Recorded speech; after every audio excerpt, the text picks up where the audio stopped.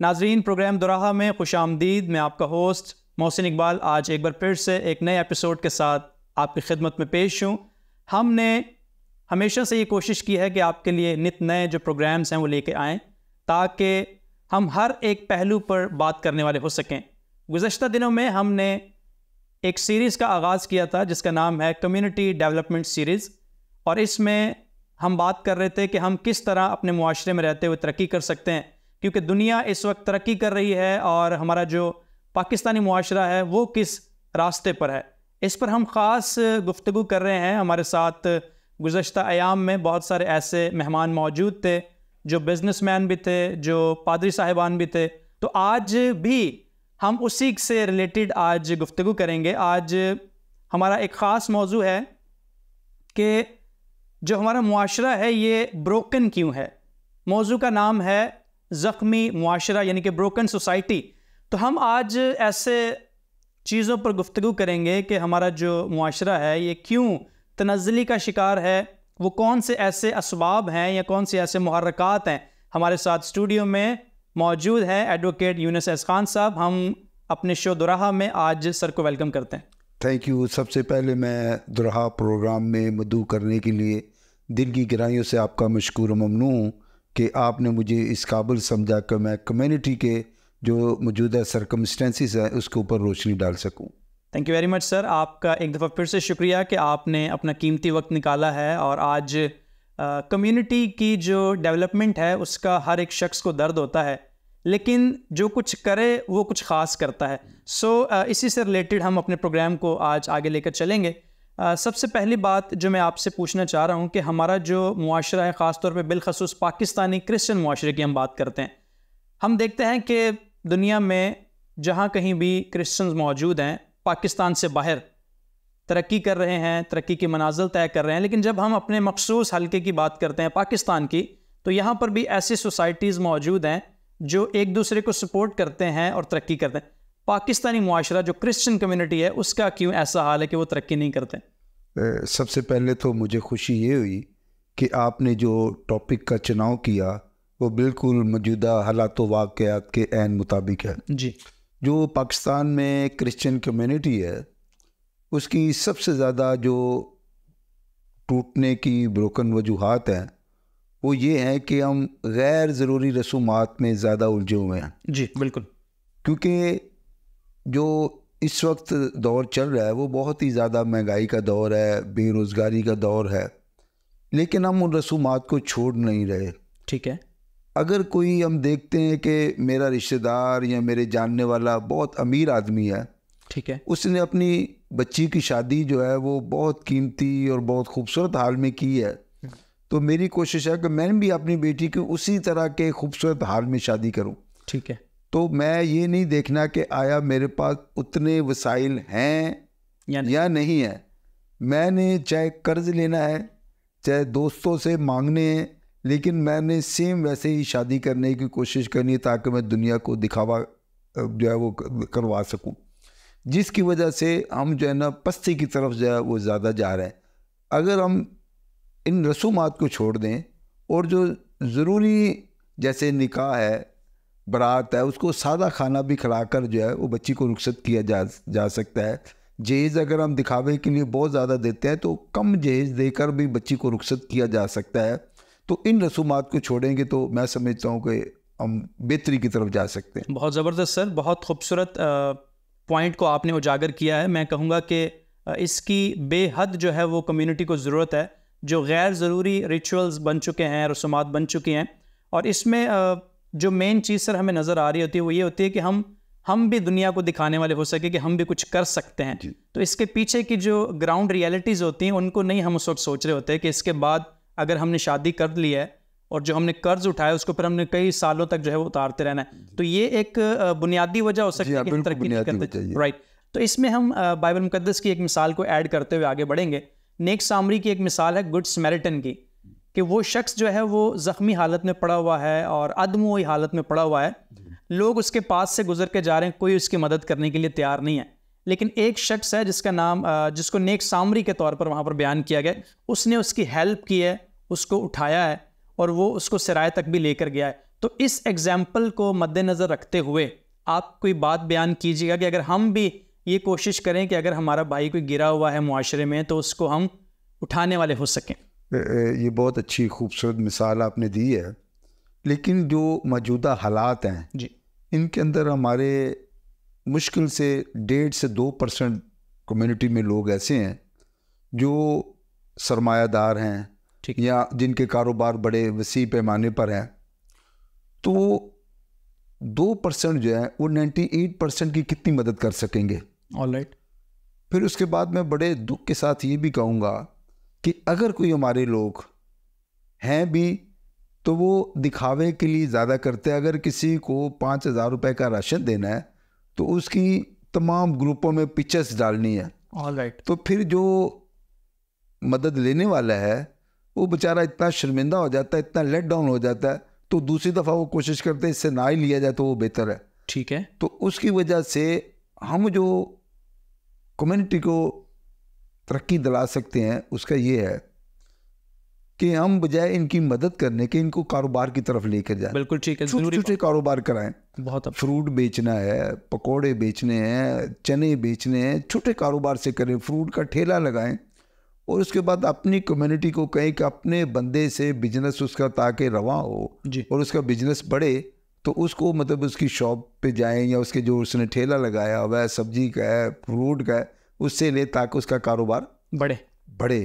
तो छोटे कारोबार भी हम करके अगर मिसाल के तौर पे हम 5,000 का किसी को राशन देते हैं, ठीक है, तो उस 5,000 राशन देने की बजाय अगर 5,000 का छोटा उसको कारोबार करा दिया जाए तो मैं समझता हूँ तो उसका आगे खानदान जो वो उसका चल सकता है। बहुत ज़बरदस्त, बहुत ज़बरदस्त। इसमें सर 2 बातें आपने एलैबोरेट की हैं। नंबर 1 ये है कि अगर किसी की मदद की जाए तो शो ऑफ ज़्यादा किया जाता है ताकि वो बंदा जो है वो बेइज्जती फील करे। मुझे याद है पिछले सालों में जब कोरोना का सीज़न था तो आपने सख्ती से इस बात के लिए कहा था कि भाई अगर मैं किसी की हेल्प करूंगा तो उसमें कोई तस्वीर ना आए मेरी, या मेरे जो हल्के अहबाब में दोस्त अहबाब हैं वो भी इससे गुरेज करें कि अगर किसी की हेल्प आउट कर रहे हैं तो चुपके से उसकी हेल्प करके आ जाएं, लेकिन तस्वीरें फेसबुक पर ना डालें ताकि वो जो शख्स है जिसकी हेल्प की जा रही है वो बाद में गिल्टी फील ना करे। That's wonderful.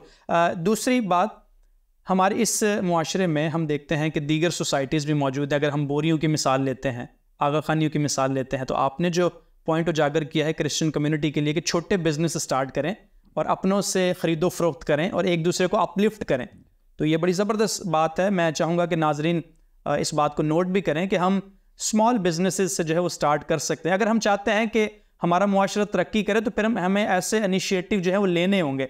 So second thing sir, हम कारोबार से अब ख़ानदान की तरफ आते हैं कि हमारी जो फैमिलीज़ हैं इनके हवाले से भी मैं आपसे ये पूछना चाहूँगा, आपकी राय लेना चाहूँगा कि ख़ानदान जो है अभी बनता ही नहीं है। यानी कि जब शादी का आगाज़ होता है ख़ानदान अभी फर्स्ट स्टेज पर होता है, कदम बढ़ा रहा होता है, तो उनमें कुछ ऐसे ब्रेकअप्स आ जाते हैं कि उन्होंने तरक्की का क्या सोचना है, वो अपने रिलेशंस को बचाने के लिए तगोदो कर रहे होते हैं। तो इसकी बड़ी वजह क्या है कि हमारे जो ख़ानदानी मसाइल हैं वो बढ़ते चले जा रहे हैं आज के दौर में? उसके ये कि पहले जब मैंने वकालत शुरू की तो क्रिश्चियन कम्युनिटी के मुश्किल से 1 या 2 केसेस महीने में मेरे पास डाइवोर्स के आते थे। ठीक है। अब वही केसेस की तादाद इतनी हो गई है कि 15 से 20 केसेस जो है महीने में आना शुरू हुआ, जिसका हमें दुख भी बहुत है जी कि एक ख़ानदान बड़ी मुश्किल से वो मतलब शादी करता है, अपने दोस्तों से ले कर्जा उठा और बच्ची को रुखसत करने के लिए करता है, और जैसे ही बच्ची ससुराल में जाती है तो उनकी लड़ाई झगड़े शुरू हो जाते हैं और फिर 1 हफ्ते की भी नहीं गुजरता और वो आ जाते हैं हमारे पास जिसकी डाइवोर्स करानी है। उसकी मैं जो वजूहत मेरे जो नॉलेज में आई हैं या केसेस मेरे पास सामने आए, इसमें पहले ये होता है कि पहले तो बहुत सारा दिखाया जाता है, जी लड़का ये करता है, लड़का ये करता है, लड़का ये करता है, तो वो लड़की जो अपना माइंड ऐसा बना लेती है, वो समझती है कि जब मैं जा रही हूँ तो बहुत अमीर घराने में जा रही हूँ। जैसे ही चंद दिन कुर्बत होती है, वो घर के अंदर उसके सारा रहना सहना उसके सामने आता है, तो जब देखती है कि जो उसने माइंड एक बनाया हुआ था उसके ऊपर जब वो पूरा नहीं उतरती तो वो लड़ाई झगड़े जो है शुरू हो जाते हैं। ठीक है। उसकी वजह ये भी है कि हमारे जो बच्चे हैं उनको जॉब्स इसलिए भी नहीं मिलती, मैट्रिक किया, इंटर किया, जिसकी आजकल कोई, वो टेक्निकल काम में नहीं जाते। ऑल राइट, अगर टेक्निकल उन्होंने अप्रेंटिसशिप की हो, किसी टेक्निकल काम में गया हो, तो फिर भी बेरोज़गारी पे काबू हम पा सकते हैं और अपना घर जो है वो चला सकते हैं। तो मैं अपने नौजवानों से ये भी कहूँगा कि वो टेक्निकल काम जो है वो ज़्यादा सीखने की कोशिश करें और छोटे छोटे कारोबार करें, ताकि 90% जो लड़ाइयाँ हैं तलाक का, वो है गुर्बत है। ऑल राइट, यानी कि आप सर ये कहना चाह रहे हैं कि पैसे के ना होने के बायस मसाइल शुरू होते हैं गुर्बत, और वो मसाइल बढ़ते बढ़ते डाइवोर्स तक चले जाते हैं। सो इसमें आपने जो एक नुक्ता सर उजागर किया है, ये नोट करने की ज़रूरत है कि जो एकेडमिक क्वालिफिकेशन है, इसके साथ साथ टेक्निकल क्वालिफिकेशंस का होना बहुत ज़रूरी है। तब एक जो मुआशरा है वो तरक्की की राह की तरफ गामजन हो सकता है। इसकी और कोई बुनियादी वजह सर आप डिस्कस कीजिएगा हमारे नाज़रीन के साथ कि हमारे जो नौजवान हैं इनका पढ़ने की तरफ रुझान नहीं होता है ज़्यादा, बेटियां हमारी पढ़ लिख जाती हैं, तो ये भी एक इशू है, आप समझते हैं? जी आप, बहुत ज़्यादा है। उसकी वजह ये है कि हमारे जो महलों का जो माहौल है उसके अंदर मनशियात का जो है ना वो बहुत ज़्यादा वो असर हो चुका है। ठीक है, बहुत ज़्यादा मनशियात फैल चुकी है। अब बच्चा जो है वो सारा दिन घर में तो रहता नहीं है, वो अपने दोस्तों के साथ भी बैठेगा, दोस्तों में उठेगा बैठेगा, तो वो फिर मनशियात की तरफ जो है ना वो माइल हो जाता है। या आजकल जैसे डकैतियाँ हैं, दोस्तियाँ, इनलीगल एक्टिविटीज़ में बहुत ज़्यादा वो हो जाता है, तो वो फिर जिसकी वजह से वो पढ़ाई की तरफ इतनी तवज्जो जो वो नहीं दे पाता। राइट। इसके लिए हम ये कहना चाहेंगे कि जो पेरेंट्स हैं उनको भी गौर करने की ज़रूरत है कि जो अपने बच्चों पर नज़र रखें, कड़ी नज़र रखें कि उनके दोस्त कैसे हैं, उनकी एक्टिविटीज़ क्या हैं। क्योंकि अक्सर हमने एक माकूला जो है वो सुना है कि जो बैड गैदरिंग्स होती हैं वो अच्छी आदतों को भी जो है बिगाड़ देती हैं। सो इस मुआशरे में अगर हमने तरक्की करनी है तो एजुकेशन का होना तो ज़रूरी है ही, उसके बाद आपने डिस्कस किया कि टेक्निकल क्वालिफिकेशन का होना भी बहुत ज़रूरी है। तो आप कम्युनिटी के अंदर रिलीजियस जो सतह है, जो चर्चेज़ हैं, इनको किस नज़र से देखते हैं कि क्या चर्चेज़ में भी ऐसी एक्टिविटीज़ होनी चाहिए कि वो अपनी कम्युनिटी पर बात कर सकें? बिल्कुल होनी चाहिए। जब हम छोटे थे, आज से तकरीबन 50 साल पहले, मैंने देखा था कि हमारे जो पादरी हजरात होते थे या फादर्स होते थे, वो घर घर विज़िट करते थे, देखते थे कि बच्चा क्या कर रहा है क्या नहीं कर रहा है। यहाँ तक हॉस्टल्स में एडमिशन दिलाना, स्कूल्स में एडमिशन दिलाना, टेक्निकल स्कूल्स में एडमिशन दिलाना। तो वो जैसे जैसे वक्त गुजरता जा रहा है, हमारे पादरी हजरात जो है ना वो अपनी कलीसिया बढ़ाने में तो बहुत ज़ोर देते हैं या क्रूसेड करने पे तो बहुत ज़ोर देते हैं, तो वो बच्चों को बहुत कम तवज्जो दे रहे हैं कि मेरी कलीसिया का जो बच्चा है आया उसका रोज़गार है या नहीं है। ऑलराइट, बिल्कुल 0% है हमारा पादरी हजरात का जो तवज्जो है इस तरफ। उनका अपना कंट्रीब्यूशन जो है वो इतना ज़्यादा नहीं। इवन कि अगर इसको हम थोड़ा सा लार्ज सर्विस का करें, तो अगर एक जो पासबान है वो अपनी कलीसिया पर तवज्जो दे और अपने कम्युनिटी को बिज़नेस की तरफ माइल करे, तो वही जो कलीसिया है उसको अच्छा जो टाइथ है, दहेज की है, वो भी दे सकती है। इस पर हम बात कर सकते हैं। अपने नौजवानों की बात करें, और अगर हम ये चाहते हैं कि उनको ड्रग्स से हटाया जाए, तो इसके लिए क्या एक्टिविटीज़ हो सकती हैं? उसके लिए ये है कि हमें उनको अवेयरनेस देने की ज़रूरत है। ठीक है। उसके बाद चर्च में एक्टिविटीज़ जो है ना वो बढ़ाने की ज़रूरत है, और उस चर्च के अंदर ऐसे प्रोग्राम मुरतब करने की ज़रूरत है ताकि वो गलत सोसाइटी की तरफ जाए ही ना, गलत सोसाइटी में बैठे ही ना बच्चा। क्योंकि हमारे चर्च में संडे सर्विस के अलावा, इबादत के अलावा कोई एक्टिविटी जो है वो नहीं है। पहले जैसे यूथ हुआ करते थे, संडे स्कूल हुआ करते थे, प्रोग्राम्स यूथ जो थे वो किया करते, तो जो लड़के थे लड़कियां थी वो उलझे रहते थे और वहाँ बिजी रहते थे।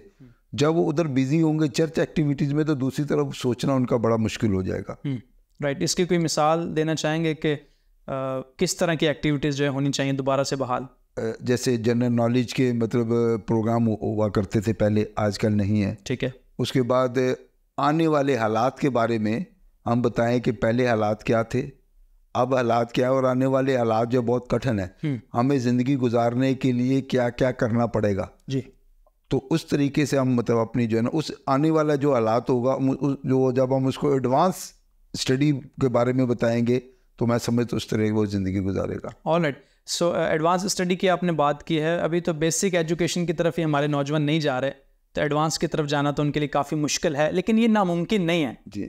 ठीक है। अब मैं एक रिपोर्ट पढ़ रहा था कम्युनिटी डेवलपमेंट सीरीज़ के हवाले से ही, तो उसमें बयान किया जा रहा था कि हमें बचपन से ही बच्चों की तरबियत करने की जो है ज़रूरत है। और बाइबल में भी अमसाल की किताब का जब हम मुताला करते हैं तो वहाँ पर लिखा है कि तू अपने बच्चे की उस राह पर तरबियत कर जिस पर उसको चलना है, ताकि जब वो बड़ा होता है तो उससे ना दाएं मुड़े और ना ही बाएं मुड़े। तो आप समझते हैं कि पेरेंट्स की जिम्मेदारी ज़्यादा है? ये पेरेंट्स की भी है और हमारे चर्च की भी जिम्मेदारी है, दोनों की जिम्मेदारी, लेकिन पेरेंट्स की ज़्यादा है। ऑलराइट। क्योंकि बच्चा पेरेंट्स के पास 24 आवर रहता है और वहाँ सिर्फ संडे तक आप सिर्फ महदूद रह गया। तो इसलिए अगर पादरी ज़रा थोड़ी सी अपनी एक्टिविटीज़ बढ़ाएं तो मैं समझता हूँ हमारा माशरा काफ़ी तरक्की कर सकता है। ऑलराइट। अभी सर कुछ चर्चेज़ ऐसे हैं जिन्होंने इस तरह की एक्टिविटीज़ को शुरू किया है, और आपका भी ये पैगाम जब काफ़ी सारे दीगर लोगों तक जाएगा तो लोग कोशिश करेंगे। मैं चंद चर्चेज़ को जानता हूँ कराची में ही, उन्होंने अपने लोगों के लिए बेहतरीन इंतज़ामात ये किए हैं कि इंग्लिश लैंग्वेज इंस्टीट्यूट अपने चर्च में कायम किया है, उनको वो पढ़ा रहे हैं। और दीगर मैं कुछ पादरी साहिबान को भी जानता हूँ जिन्होंने नर्सिंग की ट्रेनिंग्स के लिए अपने लोगों को जो है उनके रास्तों को हमवार किया है, उनके लिए ऐसे रास्ते तैयार कर रहे हैं कि वो जाके ट्रेनिंग्स करें, ट्रेनिंग्स करने के बाद जब वो आते हैं तो एक अच्छा रोज़गार जो है वो कमाने वाले हो सकें। तो इस तरह की दीगर कोई और एक्टिविटीज़ आपके जहन में हों जो कम्युनिटी की तरक्की के लिए हों? जैसे टेक्निकल काम मैंने आपको कहा, वो बच्चे जो मैट्रिक के बाद आगे नहीं पढ़ते, ठीक है, उनको एसी का काम सिखाया जा सकता है, रेफ्रिजरेटर का काम सिखाया जा सकता है, मोटर मैकेनिक का काम सिखाया जा सकता है। पहले जैसे सेंट पैट्रिक में होता था, YMCA में होता था, तो अब बच्चों को उस साइड पे रुझान नहीं है। वो बच्चे जो मैट्रिक के बाद नहीं पढ़ते उनको अब टेक्निकल काम की तरफ लेकर जा सकते हैं। ऑलराइट। सो आप जैसे सर वकालत के पेशा से वाबस्ता हैं गुज़श्ता 34 साल से, तो आप क्या समझते हैं कि हमारी जो कम्युनिटी है उसको इस तरफ भी आना चाहिए, इस तरफ भी राग़िब होना चाहिए? बिल्कुल जी, आना चाहिए, क्योंकि मैं समझता हूँ कि हमारे बच्चे और बच्चियाँ, मैं जब से देख रहा हूँ उनको नर्सिस का ज़्यादा मतलब होता है। ठीक है, अच्छा पेशा है, हम ये नहीं कहते, लेकिन जितने साल उनको नर्स बनने में लगता है उतने साल उसको एक अच्छा वकील बनने पे भी लगेगा। और आज वो वकील होगी, हमारी बेटी होगी, बेटा होगा, कल वो जज बन सकता है। That's wonderful. वो CSP करके आला मकाम हासिल कर सकता है। साल उतने ही लगते हैं, लेकिन अवेयरनेस देने की ज़रूरत है। तो हम अपने बच्चों के लिए अगर वो वकालत करना चाहते हैं तो हमारी क्रिश्चियन लॉ रिफॉर्म जो है वो हर तरह से तावन करने को तैयार है। ऑलराइट। अपने प्रोग्राम के तवसत से मैं क्या ये कम्युनिटी को कह सकता हूँ कि अगर आपको किसी हवाले से गाइडेंस की ज़रूरत है? बिल्कुल बिल्कुल, हमारी क्रिश्चियन लॉ रिफॉर्म जो है वो बिल्कुल आने वाले बच्चों को वेलकम करेगी, और हर तरह की उसको बुक्स चाहिए, उसको अगर ट्यूशन के अगर वो चाहिए, हम बिल्कुल पढ़ाएंगे उनको। राइट। नाज़रीन, आप इस बात को बड़े गौर से और बड़े ध्यान से सुनिएगा। एडवोकेट यूनुस एस खान साहब जो बयान कर रहे हैं कि हमारे जो बच्चे हैं अगर वो वकालत के पेशा की तरफ आना चाहते हैं तो उनको बुक्स प्रोवाइड की जा सकती हैं, गाइडेंस प्रोवाइड की जा सकती हैं, और अगर उनको समझ नहीं आ रही है कि हमने अपना कैरियर किस तरह बनाना है तो उनको कैरियर गाइडलाइन भी प्रोवाइड की जा सकती है। ये फ्री ऑफ कॉस्ट होगी कैरियर गाइडलाइन आप सबके लिए, इसमें कोई फ़ीस आपसे चार्ज नहीं की जाएगी। सर हम मज़ीद इसी पे गुफ्तगू जो है भी करेंगे। कम्युनिटी डेवलपमेंट के हवाले से जो हमारी सीरीज़ है, हमने ये देखा है कि मुआशरे में अगर एक शख्स जो है वो तरक्की कर जाता है, यानी कि वो अगर पैसे में उसकी फरावानी है तो वो चाहता नहीं है कि कोई दूसरा शख्स भी उसके मद्दे मुकाबल में आए या उसकी तरह आगे बढ़ने वाला हो सके। तो इसकी क्या वजूहात हो सकती हैं? वो सिर्फ ये है कि मैं जो यहाँ का पाकिस्तान में मैं समझता हूँ कि हमारे यहाँ जो है वो ये है कि जो मैं हूँ वो दूसरा ना हो। ठीक है। जबकि हमें ये सोच रखनी चाहिए कि जो मैं हूँ, मेरा जो रिलेटिव है, मेरा जो भाई है, मेरी जो बहन है, वो मुझसे आगे बढ़े। तो अगर ये सोच होगी तो मैं समझता हूँ कि जिस तरीके से जो वसाइल से वो आगे बढ़ा है वो उसको वसाइल बता सकता है और उसका सहारा बन के उसको अपने से ज़्यादा आगे लेकर जा सकता है। That's wonderful. तो तरक्की करने में आजकल जो नौजवान है वो शॉर्टकट को ज़्यादा ढूंढते हैं, तो इसके हवाले से आप क्या तंबीह करना चाहेंगे सारी नौजवान नस्ल को जो भी आगे बढ़ना चाहता है? मैं समझता हूँ कि शॉर्टकट जाने की बजाय जो है वो उसमें अगर शॉर्टकट जाएंगे तो गलत काम बहुत से हो जाते हैं, बहुत से इनलीगल जो काम होते हैं वो, जैसे एक मैं मिसाल देता हूँ, अगर कोई प्रॉपर्टी का काम करता है तो वो प्रॉपर्टी का जो सौदा कराया तो वो उसके ऊपर आपसे मैंने 1 करोड़ की बात की, पार्टी को कहा नहीं जी मैं तो 1.5 करोड़ का, वो मेरी बात हो गई है, वो हो गया। उसको 1 करोड़ देना, 50 लाख रुपए अपनी जेब में रखने, एक मिसाल में दे रहा हूँ। ठीक है। जब उसको परचेजर को ये पता चलता है कि इसने तो डंडी लगाई है, तो नेक्स्ट टाइम उसके पास नहीं आता, वो एक दफ़ा आएगा और लेकिन वो 10 और लोगों को बताएगा कि ये जो है ये टॉप लगाता है। तो इस तरह में शॉर्ट नहीं मतलब जाना चाहिए, जो एक प्रॉपर प्रोसीजर है उसके तहत, और ईमानदारी को सामने रखें। बिजनेसमैन हमेशा वही तरक्की करता है जो ईमानदारी को सामने रखता है। ऑलराइट, लेकिन इस मुआशरे में अगर देखा जाए तो जिस तरह अभी जूट का जो बाज़ार है वो गर्म है और हर एक चीज़ को महंगे दामों जो है वो सेल किया जाता है, तो इस तरह ये मुनाफा भी तो है, इसको फिर आप क्या कहते हैं? नहीं, वो मुनाफा जो मैं समझता हूँ लीगल है, आप बिल्कुल मैं समझता हूँ कि ये देखना चाहिए कि मैंने जितने की चीज़ ली है, एक मैंने टारगेट है जिसके ऊपर मैंने 10% लेना है या 15% लेना था, वो ही रखे। अगर वो 25% लेता है या 30% लेता है तो मैं समझता हूँ बेहतर नहीं है। और फिर मैं मसीहों के लिए ख़ास तौर पर ये कहूँगा कि हमारा ये ईमान है कि जो पत्थर के अंदर कीड़ा है जी, खुदा तो उसको भी भूखा नहीं सोने देता जी। तो जो हम उस पर ईमान रखते हैं वो हमें कैसे भूखा सोने देगा? यस। और अगर इसको सामने रखें तो ईमानदारी से अब अगर हम बिजनेस करते हैं तो वो आपको उससे कई गुना जो आपकी सोच है उससे ज़्यादा वो देगा। That's wonderful. बाइबल मुकद्दस में भी ये एक खूबसूरत मिसाल है कि हवा के परिंदों को देखो, ना वो बोते हैं और ना ही वो काटते हैं, लेकिन मालिक जो है उनको फिर भी अच्छी फसल में से खिलाता है।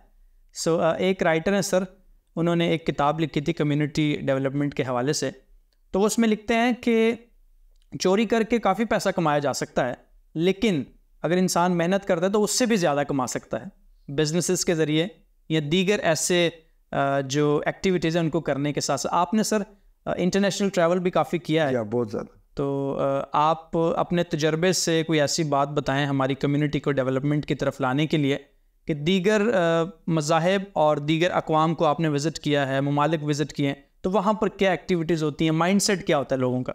वहाँ सबसे ज़्यादा यही है कि वहाँ गैर कानूनी जो काम है वो नहीं करते लोग। You mean to say that everybody is taxpayer? जी हाँ। और उसके बाद उनके अंदर ये जज्बा होता है कि मैं दूसरे का जो है ना सहारा बनूं। ठीक है। अगर ये ही हमारी कम्युनिटी, हमारे जो लीडरान है, चाहे वो रूहानी लीडर हैं या मजहबी लीडर हैं या सियासी लीडर हैं, अगर उनकी सोच में ये आ जाए कि हमने अपनी कम्युनिटी को डेवलप करने के लिए इनका सहारा बनना है, तो मैं समझता हूँ कि बहुत से मसाइल पर हम काबू पा सकते हैं। तो आपने जब इंटरनेशनल ट्रैवल किया है और लोगों से मुलाकात होती है तो वो किन एक्टिविटीज़ में मुलव्वस होते हैं? एक तो आपने बताया कि वो हक नहीं मारते, वो नहीं मारते जो, ठीक है, और जो ईमानदारी के साथ जो काम है वो करते हैं। दीगर कुछ ऐसी बातों की वजाहत करना चाहेंगे कि हम किस तरह एक नमूना हासिल कर सकते हैं दीगर अक़वाम से? मैं तो यही कहूँगा कि जिस तरह दूसरी कौमें जो हैं, मेरे वहाँ काफ़ी रोम में था तो मेरी एक दफ़ा मुलाकात हुई, तो जितने भी मैं मुल्कों में गया वो यही कहते हैं यार हमें पता चला कि आपका मुल्क बड़ा गरीब है, हम वहाँ क्या मदद कर सकते हैं। मतलब वहाँ रहते हुए उनकी सोच है कि हम क्या मदद कर सकते हैं। तो अगर हम पाकिस्तान में रहते हुए ये सोचें कि मैं अपने पड़ोसी की किस तरह मदद कर सकता हूँ, अपने भाई की किस तरह मदद कर सकता हूँ, तो मैं समझता हूँ कि हम काफ़ी जो है ना गुर्बत से निकल सकते हैं। That's wonderful. आप बीइंग एडवोकेट, आपकी जो मुलाकात है वो दीगर शोबाजात के लोगों से जो होती है, तो मैं चाहूँगा कि आप उनसे अपनी कम्युनिटी की जो डेवलपमेंट है उसके हवाले से बात करें कि हम किस तरह लोगों को अवेयरनेस दे सकते हैं, क्योंकि अवेयरनेस का बड़ा फुकदान है। जब तक किसी चीज़ का पता ही नहीं होगा तो उसकी तरफ कदम नहीं बढ़ाया जा सकता है। तो इस हवाले से भी आप मैं ये कहूँगा कि हमारे जो नौजवान हैं, जैसे मैं पहले अर्ज़ कर चुका हूँ कि उनको बिजनेस की तरफ राग़ब होना चाहिए। अगर उनके पास सरमाया नहीं है तो वो 2-3 दोस्त मिलकर भी बिजनेस स्टार्ट कर सकते हैं, लेकिन साथ ये ज़रूर है कि ईमानदारी को ना छोड़े। क्योंकि अगर वो बिजनेस स्टार्ट करते हैं, 1 हफ्ता 1.5 महीना भी नहीं होता और आपस में झगड़ा करके सारा बिजनेस तबाह कर देते हैं, पैसा तबाह, वो और कम्युनिटी को नुकसान होगा। तो वो मतलब बिजनेस की तरफ आएँ, फिर दूसरे लोगों को साथ में लाएं। इसी तरह अगर कोई टेक्निकल काम जानता है तो वो कोशिश करे कि मेरा पड़ोसी का बच्चा अगर किसी गुर्बत की वजह से नहीं पढ़ रहा तो मैं उसको टेक्निकल काम जो मैं सीखा हुआ हूँ, जो मैं अपने बच्चों का पेट पाल रहा हूँ, उसको भी सिखा दूँ ताकि आने वाले दिनों में वो भी अपने बच्चों का पेट पाल सके। तो मैं समझता हूँ कि बहुत बेहतरी की तरफ हम जा सकते हैं। That's wonderful.